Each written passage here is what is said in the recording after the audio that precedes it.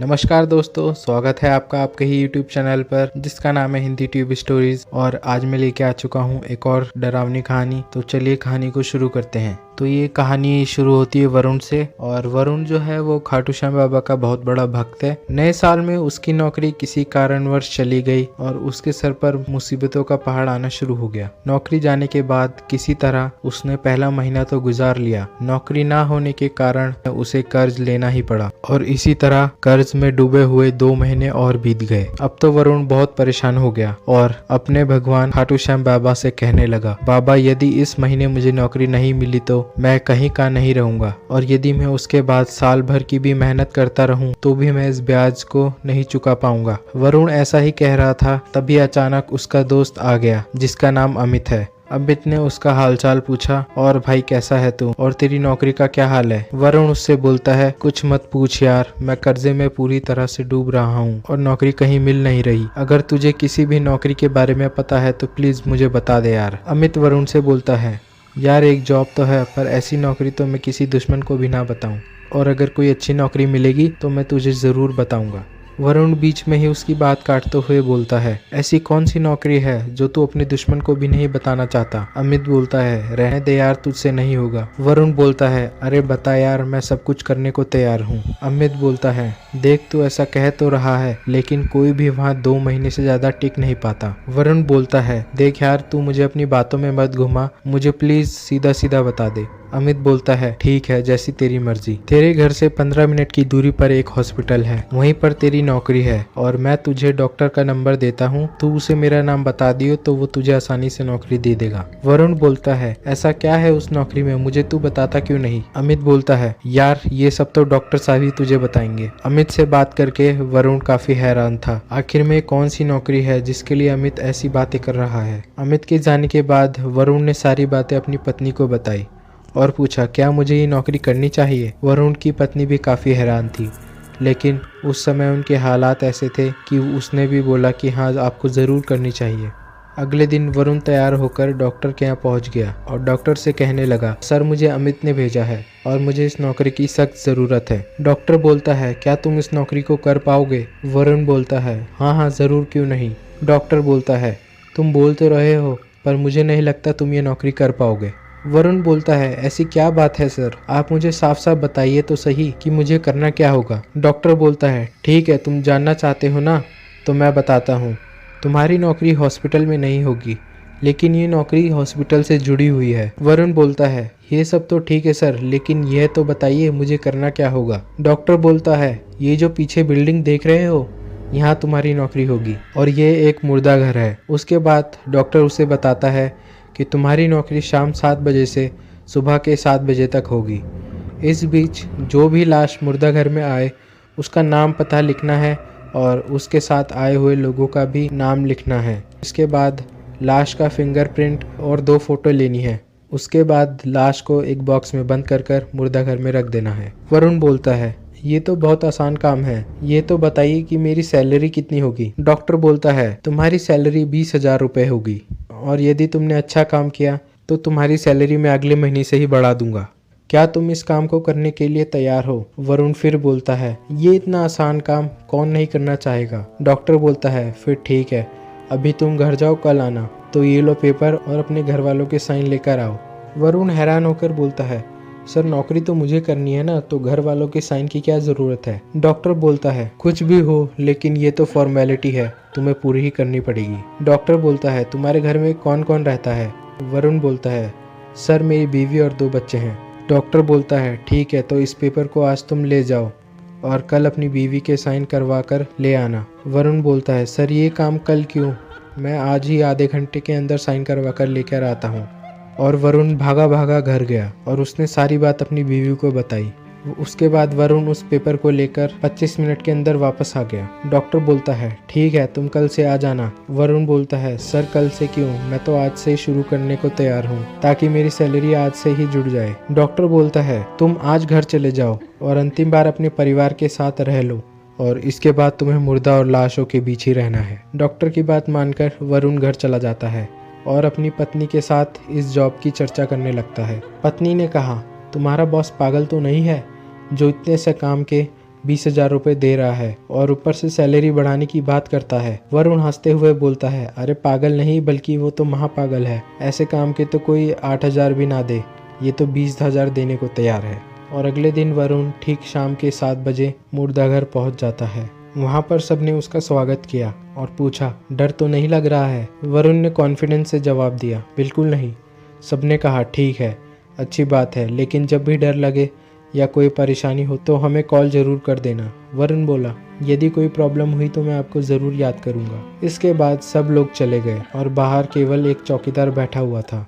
वरुण भी मुर्दाघर के अंदर जाकर बैठ गया और वहां बैठकर गाने सुन रहा था। तभी रात के करीब 1:15 बजे दरवाजे खटखटाने की आवाज़ आई। वरुण ने जैसे ही दरवाज़ा खोला तो एक डॉक्टर और 2 पुलिस वाले एक लाश लिए आ रहे थे। मुर्दाघर में नए आदमी को देखकर डॉक्टर और पुलिस वाला हैरान रह गया और कहा, तुम कौन हो? जो यहाँ काम करता था वो कहाँ गया? वरुण ने कहा, वह अब जा चुका है और अब मैं यहाँ काम करता हूँ। लाइए मैं सारी फॉर्मेलिटीज़ कर देता हूँ। इसके बाद वरुण ने उस लाश की 2 फोटो खींची और उसके फिंगरप्रिंट्स लिए, उसका नाम लिखा और पुलिस वालों का नाम लिखा और उसे एक बॉक्स में बंद करके मुर्दाघर के अंदर डाल दिया। सुबह होते ही वहाँ के सारे स्टाफ वाले आ गए और वरुण डॉक्टर से पूछकर अपने घर चला गया। पहला दिन तो सब ठीक था। अगले दिन फिर वरुण शाम के 7 बजे मुर्दाघर पहुंच गया और उसी रात करीब 2 बजे उनका दरवाज़ा फिर से किसी ने खटखटाया। वरुण ने दरवाज़ा खोला तो फिर से एक डॉक्टर और एक पुलिस वाला एक लाश को लिए आए थे। वह लाश एक लड़की की थी और उसका एक हाथ कटा हुआ था। उसका शरीर थोड़ा जला हुआ भी था। उस लाश को देखकर वरुण थोड़ा डर सा गया। उसे घबराता हुआ देखकर डॉक्टर और पुलिस वाले ने पूछा, क्या हुआ वरुण भाई, डर गए क्या? वरुण ने कहा, नहीं नहीं, ऐसी कोई बात नहीं है। डॉक्टर ने कहा, तो फिर इतना घबरा क्यों रहे हो? वरुण ने बोला, अरे मैं डर नहीं रहा हूँ, वो तो इस तरह की लाश पहली बार देख रहा हूँ ना, इसलिए डर तो लगता ही है। उसके बाद यह बात सबने मजाक में टाल दी। फिर वरुण ने उस लाश के फिंगरप्रिंट्स लेना शुरू कर दिए, लेकिन उसके फिंगरप्रिंट्स कुछ ढंग से आ नहीं रहे थे। तभी उसने उस लड़की का नाम लिखा और उसका फोटो खींचने लगा, लेकिन फोटो बिल्कुल भी साफ नहीं आ रही थी। कभी तो कैमरा हिल जाता था और कभी फोटो बिल्कुल धुंधली आ जाती थी, बिल्कुल भी दिखाई नहीं देती थी। बहुत देर तक ट्राई करने के बाद भी वरुण एक भी फोटो सही से नहीं खींच पाया था। परेशान होकर वरुण ने डॉक्टर को फोन लगाया और कहा, एक डॉक्टर और पुलिस एक लाश को लेकर आए हैं, लेकिन उस लाश का ना तो फोटो ठीक से आ रहा है और ना ही फिंगरप्रिंट्स। डॉक्टर ने कहा, ठीक है, कभी कभी टेक्निकल प्रॉब्लम होने के कारण ऐसा हो जाता है। तुम एक काम करो, तुम घर चले जाओ, सुबह आकर स्टाफ सब कुछ देख लेगा। वरुण ये बात सुनकर बड़ा खुश हुआ और सोचने लगा, और यहाँ पर सब लोग कितने अच्छे हैं। और उसके बाद उसने उस लाश को एक बॉक्स में बंद किया और मुर्दाघर के अंदर ही सरका दिया। उसके बाद वह मुर्दाघर में आकर अपनी सीट पर बैठ गया। जैसे ही वरुण अपनी सीट पर आकर बैठा तो उसे बक्से की खुलने की आवाज़ आई। उसने सोचा बक्सा थोड़ा ढीला बंद हुआ होगा, इसलिए अपने आप खुल रहा है, और बॉक्स के पास जाकर उसने बॉक्स को जोर से बंद किया। फिर आकर अपनी सीट पर बैठ गया, लेकिन जैसे ही वह अपनी सीट पर बैठा बॉक्स तुरंत फिर से खुल गया। इस बार वरुण थोड़ा डर गया, लेकिन हिम्मत करके वो बॉक्स के पास गया और उसने एक बार फिर से जोर से उस बॉक्स को बंद किया और अपनी सीट पर आकर बैठ गया। अब जैसे ही वरुण अपनी सीट पर आकर बैठा, वैसे ही एक व्यक्ति उसके कमरे के दरवाजे के बाहर जोर जोर से चिल्लाने लगा। आवाज सुनकर वरुण चिल्लाया, दरवाजा क्यों पीट रहे हो, मैं आ रहा हूँ ना। वरुण ने अपनी खिड़की से देखा तो उसे एक बूढ़ा दिखाई दिया। उसने कहा, इस लाश को जला दो। वरुण बोला, किस लाश को? बूढ़ा, ये जो अभी लड़की की लाश आई है, को जला दो। वरुण बोलता है, क्यों? बूढ़ा बोलता है, ये लड़की मेरी बेटी है और इसके अंदर भूत है जिसके कारण इसकी मृत्यु हो गई, इसे जला दो वरना तुम सब मारे जाओगे। वरुण बोलता है, तुम पागल हो गए क्या? मैं भी स्टाफ को बुलाता हूँ। जैसे ही उसने चौकीदार और पुलिस वालों को बुलाया तो वहाँ बूढ़ा उन्हें देखकर वहाँ से भाग गया। इसके बाद फिर से वरुण जैसे ही अपनी सीट पर बैठा तो उस लाश का बॉक्स फिर से खुल गया और इस बार लड़की का सिर बाहर निकल आया। वरुण अपने कमरे में ही बैठे बैठे सब सीसीटीवी में देख रहा था और जैसे ही उसने ये हरकत देखी तो डर के मारे अपने कमरे का दरवाजा बंद करके वो बाहर भाग गया और बाहर जाकर वो चौकीदार के पास ही बैठ गया और बोला, आज रात मैं आपके पास बैठकर ही गुजारना चाहता हूँ। क्या बात है वरुण भाई, एक ही दिन में इतना डर गए, और कल जब मैं यहाँ नहीं रहूंगा तो फिर क्या करोगे? वरुण बोलता है, तुम यहाँ क्यों नहीं रहोगे? चौकीदार बोलता है, अरे मैंने डॉक्टर साहब से 3 दिन की छुट्टी ली है और मैं अपने गाँव जा रहा हूँ। वरुण बोलता है, अच्छा तुम गांव जा रहे हो तो तुम्हारी जगह कोई तो आएगा ना। अरे 2-3 दिन के लिए कौन यहाँ नौकरी करने आएगा, बस 3 दिन की तो बात है, तुम संभाल लेना। यहाँ पर ये दोनों कुछ बात ही कर रहे थे कि अंदर से कुछ सामान इधर उधर पटकने और कुछ सरकाने की आवाज आने लगी। दोनों ने सोचा कि शायद कोई डेड बॉडी चोरी तो नहीं कर रहा, इसलिए वो दोनों अंदर चले गए और लाइट जलाए तो देखा वह लड़की की लाश सच में अपने ही आप सरक रही थी। वह दरवाजे तक पहुंच गई थी। वहीं पर उन्होंने देखा उस लाश को वो बूढ़ा पैर पकड़कर खींच रहा था। दोनों ने उस बूढ़े को पकड़ लिया और पुलिस को बुलाया और बूढ़े से कहा, तुम ऐसी हरकत क्यों कर रहे हो। वो वापस से वही सारी बातें दोहराने लगा, इस लड़की के अंदर भूत है और यदि तुमने इसे नहीं जलाया तो ये तुम सबको मार देगी। वरुण ने सबके साथ मिलकर उस बूढ़े को वहां से भगा दिया। अब वरुण को थोड़ा थोड़ा डर और लगने लगा और उसे उस बूढ़े की बातों पर यकीन होने लगा, लेकिन इतने सारे लोगों के बीच उसे अब ज्यादा डर नहीं लग रहा था। उसने उस लाश को उठाकर बक्से में रख दिया और अंदर सरका दिया। अब सुबह होने पर वह अपने घर गया और सारी बात उसने अपनी पत्नी को बताई। उसकी बीवी ने कहा, देखो मैं मानती हूँ कि यह भूत प्रेत होते हैं, इसलिए तुम अब वहाँ जाना तो हनुमान चालीसा पढ़ना। वरुण ने कहा, अरे मुझे किसी से डर नहीं लगता, और वरुण बिना किसी सुरक्षा के मुर्दाघर फिर से चला गया। करीब 1 घंटे बाद एक व्यक्ति आया और वरुण से बोला, मुझे डॉक्टर साहब ने भेजा है, तुम मुझे ये बताओ कि कौन सी लाश के फिंगरप्रिंट और फोटो नहीं आ रहे थे। वरुण बोला, ये रही वो लाश। जैसे ही वरुण ने उस लाश का बॉक्स खोला वो हैरान रह गया और उसने देखा कि जो उसका कटा हुआ हाथ था वो अपने आप उस लाश से जुड़ चुका है।